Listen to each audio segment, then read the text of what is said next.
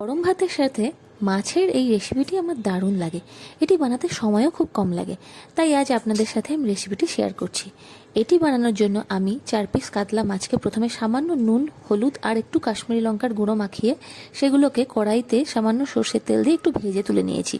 তারপর ওই তেলের মধ্যে 2টো শুকনো লঙ্কা, 5-6 কোয়া রসুন, কিছুটা কাঁচা পেঁয়াজ কুচানো একে একে ভেজে তুলে নিয়েছি। তারপর 3টে কাঁচা লঙ্কাও পুড়িয়ে নিয়েছি তার সাথে। আপনারা লঙ্কাটা কিন্তু আপনাদের পরিমাণ মতো পছন্দ অনুযায়ী দেবেন। এই দেখুন, লঙ্কা পোড়ানোর সময় আমার বর আবার একটু পাকামো করছিল। যাই হোক, তারপর মাছগুলো ঠান্ডা হলে সেগুলো থেকে কাঁটা ছাড়িয়ে মেখে নিতে হবে, আর শুকনো লঙ্কাগুলো মেখে রাখতে হবে।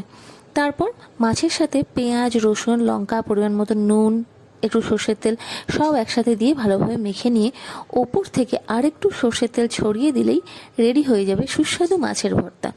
এবারে এটি নিজেও খান আর গরম গরম ভাতের সাথে সবাইকে পরিবেশন করুন।